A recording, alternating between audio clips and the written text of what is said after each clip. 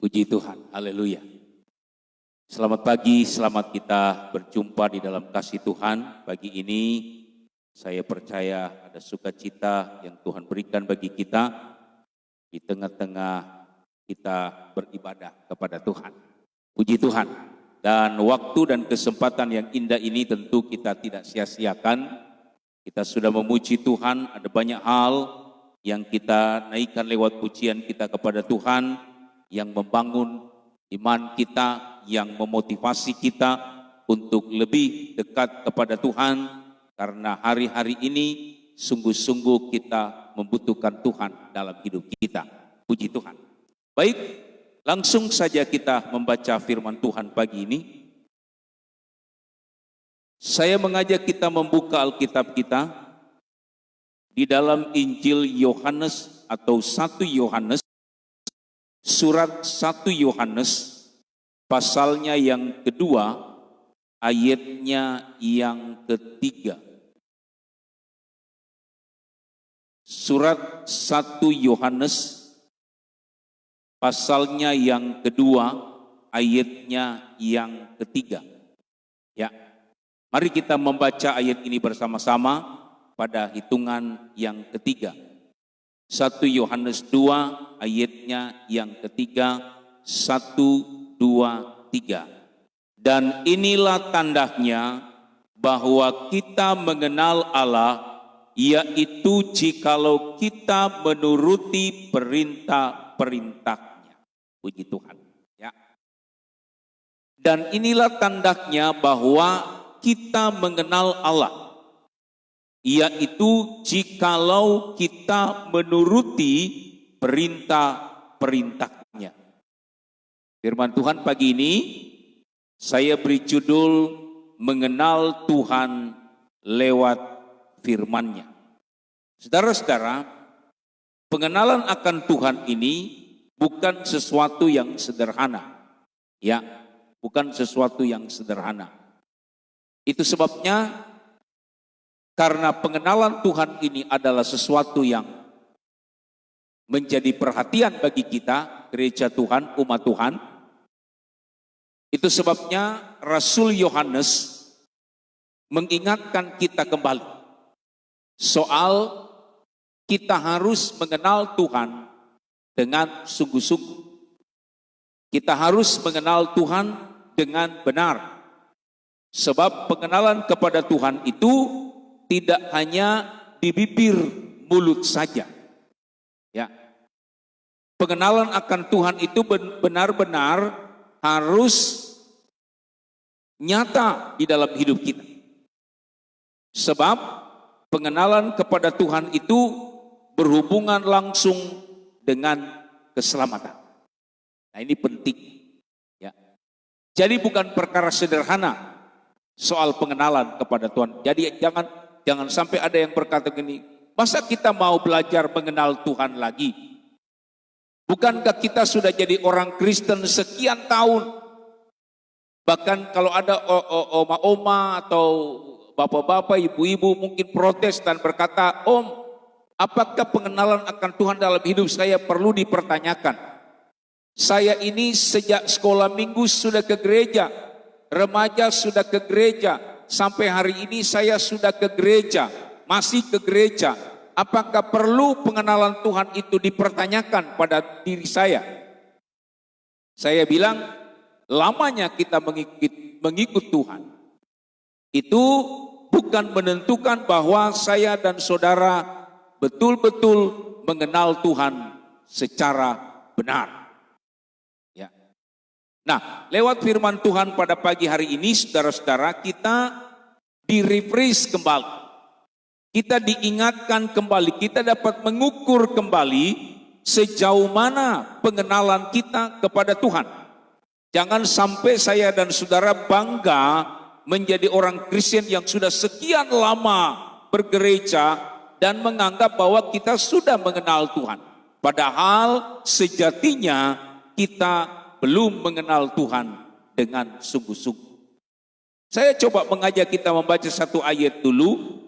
Bagaimana akibat kita terlalu bahwa kita sudah mengenal Tuhan dengan benar, padahal kita belum mengenal Tuhan dengan sungguh-sungguh. Matius pasal 7, Injil Matius pasal 7, ayat 22 sampai 23. Mari kita baca. Saudara perhatikan, saya baca bagi kita. Injil Matius pasal 7 ayat 22 sampai 23, demikian bunyi firman Tuhan. Pada hari terakhir banyak orang akan berseru kepadaku, Tuhan, Tuhan, bukankah kami bernubuat demi namamu dan mengusir setan demi namamu dan mengadakan banyak-banyak mujizat demi namamu juga?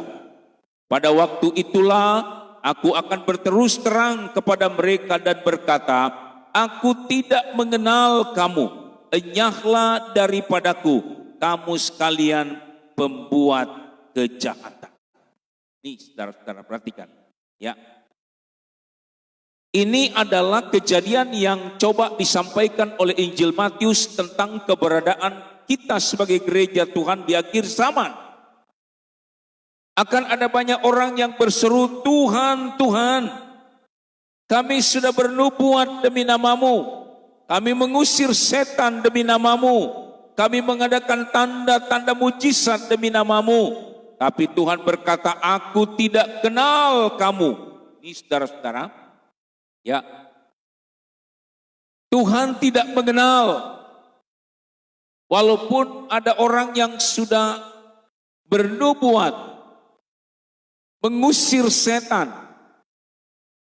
melakukan banyak tanda-tanda mujizat, tapi Tuhan bilang, aku tidak kenal kamu. Kenapa Tuhan tidak kenal kita? Karena saudara-saudara, kita pun tidak memiliki pengenalan yang benar akan Tuhan. Tuhan tidak mengenal kita, kita tidak mengenal Tuhan. Itu sebabnya saya katakan tadi bahwa pengenalan kepada Tuhan itu tidak diukur dari lamanya kita mengiring Tuhan, atau apa yang kita lakukan di dalam kita mengiring Tuhan. Bukan itu yang menentukan pengenalan kita akan Tuhan.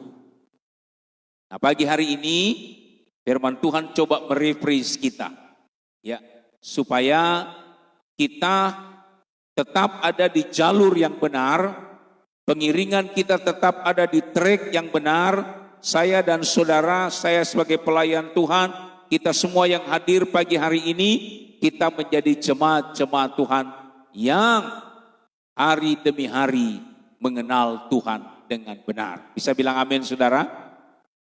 Kita awali dulu bagaimana awalnya, atau bagaimana mengawali pengenalan yang benar tentang Tuhan itu. Ya, saya membaca dulu di dalam kitab Mazmur, pasalnya yang ke-42,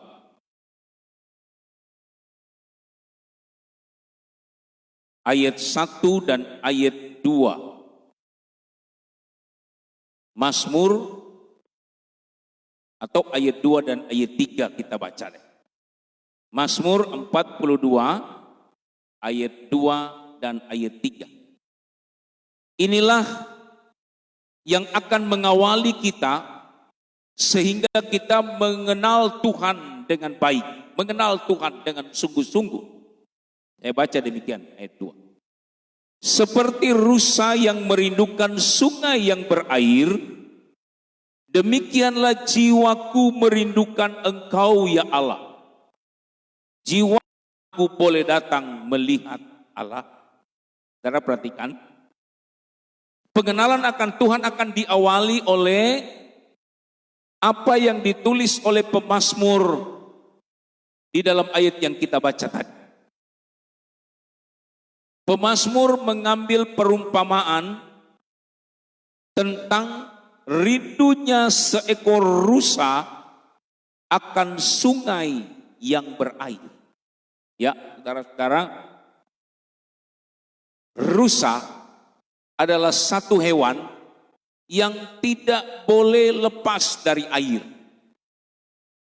Ya. Kenapa rusa tidak bisa lepas dari air? Sebab rusa adalah satu hewan, satu binatang yang begitu membutuhkan air. Dia akan bisa mencium di mana adanya air dari sekian jauh. Dan dia akan berlari untuk mencari sumber air itu. Mencari sungai yang berair itu. Untuk apa rusa harus mencari air? Yang pertama, saudara-saudara, rusa akan minum dengan sepuas-puasnya kalau dia menemukan sumber air atau air untuk diminum. Ya. Yang bukan air karena untuk menetralisir bau tubuhnya. Sebab tubuh rusa ini, saudara-saudara, memiliki bau yang khas. Sehingga binatang-binatang buas bisa mendeteksi di mana keberadaannya dengan hanya mencium bau tubuh rusa. Ya. Jadi harimau, singa, atau binatang-binatang buas lain, mereka bisa mencium bau tubuh rusa. Itu sebabnya untuk menetralisir bau tubuhnya, supaya tidak dicium oleh pemangsa-pemangsa, supaya tidak dicium oleh binatang buas, maka rusa membutuhkan air. Jadi begitu ketergantungannya rusa terhadap air, saudara-saudara, sehingga setiap saat rusa rindu akan air. Nah, perumpamaan atau persamaan rusa yang merindukan air ini adalah bahasa metafora. Saya berulang-ulang menyampaikan saudara tentang bahasa metafora. Bahasa metafora ini artinya bahasa yang dipakai untuk mengumpamakan sesuatu. Tuhan Yesus juga mempergunakan bahasa metafora. Pemazmur banyak mempergunakan bahasa metafora untuk menerangkan sesuatu supaya lebih gampang dimengerti. Nah, rusa dan air ini, saudara-saudara, adalah bahasa metafora tentang bagaimana rindunya jiwa kita untuk menemukan sumber air yang hidup itu. Rusa ini bicara tentang saya dan saudara. Bisa bilang amin Bapak Ibu Saudara. Air ini bicara tentang air hidup, yaitu keberadaan sang kebenaran, yaitu firman Allah di dalam Yesus Kristus. Itu air. Ya. Banyak hamba Tuhan mengumpamakan air itu bicara tentang kebenaran firman Allah. Saya setuju. Air juga bisa berarti kepribadian Yesus Kristus, sumber air hidup. Nah, sebagaimana rusa begitu merindukan air, saudara-saudara, maka demikianlah jiwaku, kata pemazmur. Jiwaku haus kepada Allah yang hidup. Bilakah aku boleh datang melihat Allah? Jadi saya dengan membaca ayat ini, maka saya menyampaikan kepada saudara, bahwa pengenalan kepada Tuhan itu akan kita awali dengan rasa haus, lapar dan haus akan kebenaran Tuhan. Kita menjadi pribadi-pribadi yang lapar dan haus akan firman Tuhan. Ya, rindu akan firman Tuhan. Saya mengajak Bapak Ibu saudara-saudara supaya memiliki kerinduan terhadap firman Tuhan. Karena kerinduan terhadap firman Tuhan inilah yang akan mengawali kita masuk pada pengenalan akan Tuhan dengan benar. Kalau kita tidak rindu dengan firman Tuhan, saudara-saudara, kita tidak rindu dengan sumber air itu, maka akan sangat sukar untuk kita bisa mengenal Tuhan dengan benar.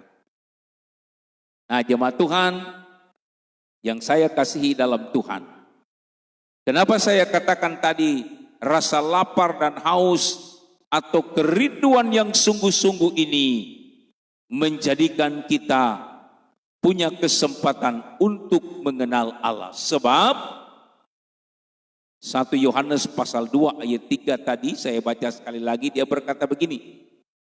1 Yohanes 2 ayat 3 tadi, ayat awal kita baca tadi. Dan inilah tandanya bahwa kita mengenal Allah. Ini tandanya. Kalau saya dan saudara mengenal Allah, tandanya satu. 1 Yohanes katakan bahwa jikalau kita menuruti perintah-perintahnya. Ini. Pengenalan akan Allah itu satu tandanya, kata 1 Yohanes, kata Rasul Yohanes. Orang yang memiliki pengenalan akan Allah itu hanya ditandai dengan satu tanda. Apa tandanya? Jika kita menuruti perintah-perintah Tuhan. Nah, bagaimana saya dan saudara bisa menuruti perintah-perintah Tuhan? Bagaimana saya dan saudara bisa menjalankan perintah-perintah Tuhan kalau kita tidak rindu akan perintah-perintah Tuhan? Itu sebabnya mari kita awali dengan rasa lapar dan haus akan firman Allah. Kita rindu akan firman Allah. Saya senang kalau Bapak Ibu saudara-saudara suka dengar lagu rohani. Ya. Saya senang kalau Bapak Ibu saudara suka membaca hal-hal yang berbau rohani, kesaksian-kesaksian. Saya senang, saya juga senang Bapak Ibu saudara. Tapi yang lebih utama yang firman Tuhan tekankan pagi ini adalah biarlah kita memiliki kerinduan terhadap firman Allah. Orang yang rindu akan firman Allah inilah yang bisa melakukan perintah-perintah Tuhan. Kita nggak bisa melakukan perintah-perintah Tuhan jikalau kita tidak punya kerinduan akan firman Tuhan. Sekarang ini saudara-saudara kita dimudahkan. Kenapa kita dimudahkan? Sebab yang kita pegang hari-hari ini adalah gadget yang punya akses banyak terhadap firman Tuhan. Di situ ada Alkitabnya. Setiap waktu kita bisa buka kiriman teman-teman tentang firman Tuhan. Kita bisa baca postingan-postingan tentang firman Tuhan. Ada begitu banyak yang kita bisa temukan di sana. Ya. Tetapi jangan juga saudara-saudara kita hanya menemukan kebenaran firman Tuhan ini di gadget kita tanpa kita terlibat langsung di dalamnya. Om, saya nggak perlu lagi merenungkan firman Allah. Wong setiap hari saya bisa baca di gadget, bisa baca di internet, bisa dengar orang khotbah. Tidak salah itu. Tetapi yang lebih utama lagi adalah firman itu, kerinduan akan firman Tuhan itu lahir dari dalam hidup kita.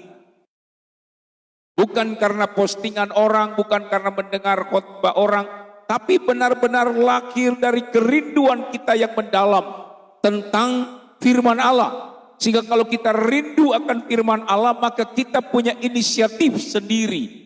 Kita membaca Alkitab di rumah, kita merenungkan firman Allah, lalu kemudian firman Allah itu akan memberkati kita. Dan ketika firman Allah memberkati kita, maka kita melangkah bersama-sama dengan Tuhan untuk melakukan setiap firman-Nya. Dan ketika kita melangkah untuk melakukan setiap firman-Nya, baik yang mudah, baik yang sukar, baik yang sangat sukar, kita belajar untuk melakukannya dengan pertolongan Roh Kudus dalam hidup kita, maka firman Allah berkata, kita sedang mengenal Tuhan dengan benar. Kita sedang mengenal Tuhan dengan benar. Jadi sekali lagi, pengenalan akan Tuhan dengan benar diawali oleh rasa lapar dan haus akan firman Tuhan. Ada satu ayat saya ingin bacakan bagi kita.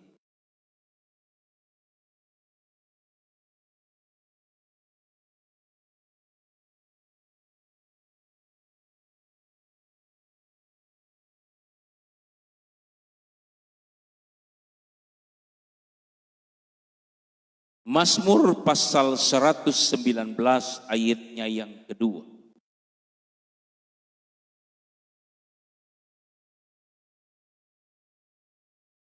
Mazmur 119 ayat 2. Demikian bunyi firman Tuhan, saya baca.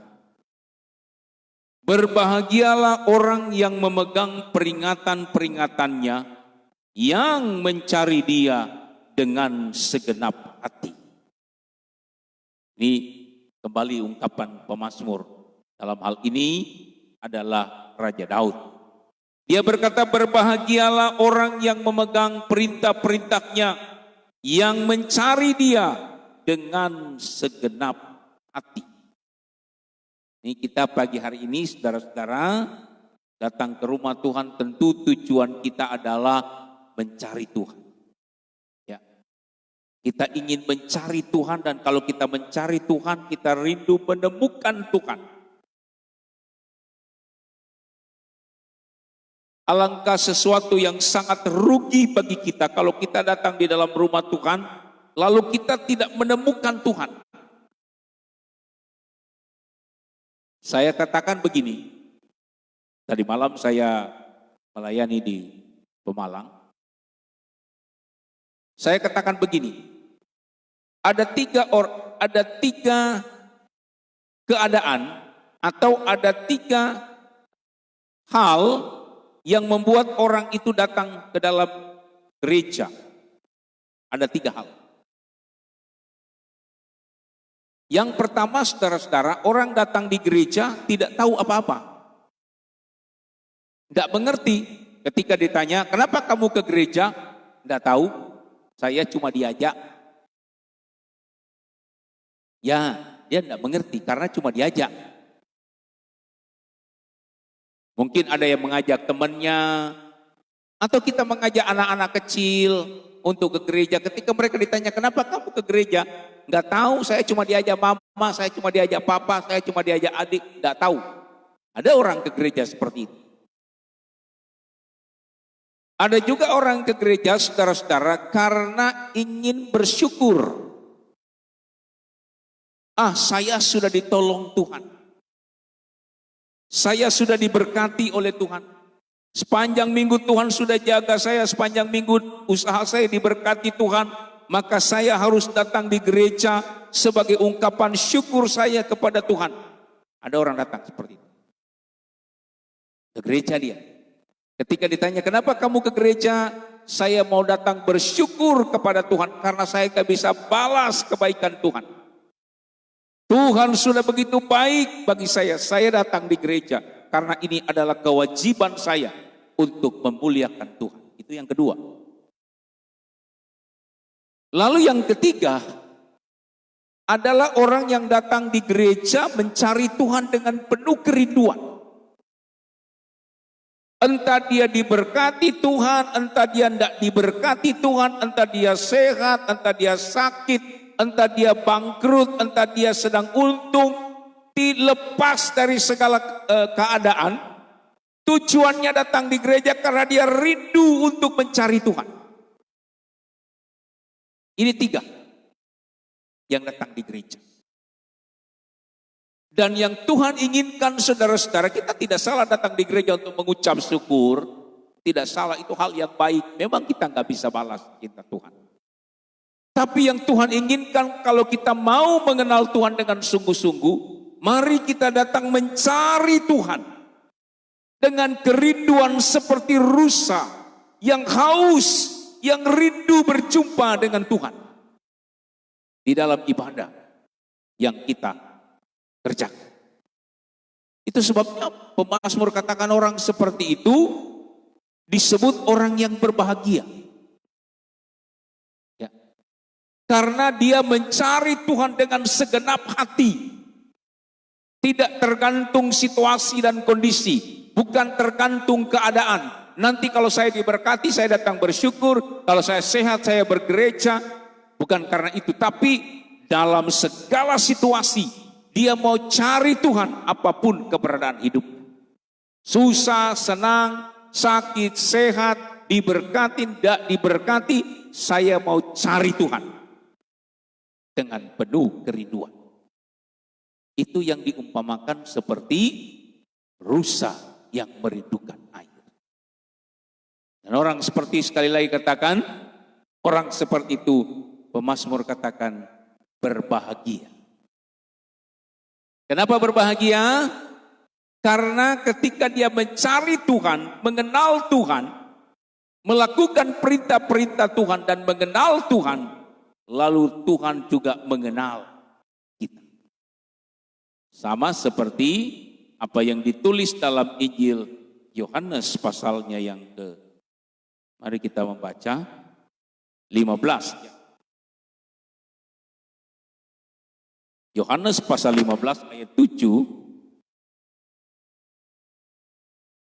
Yang terakhir bagi kita pagi ini. Yohanes 15 ayat 7 berkata demikian, jikalau kamu tinggal di dalam aku, dan firman-Ku tinggal di dalam kamu, mintalah apa saja yang kamu kehendaki, dan kamu akan menerima. Nah, ini luar biasa saudara. Ini janji firman Tuhan. Jikalau kamu tinggal di dalam aku, kata Tuhan.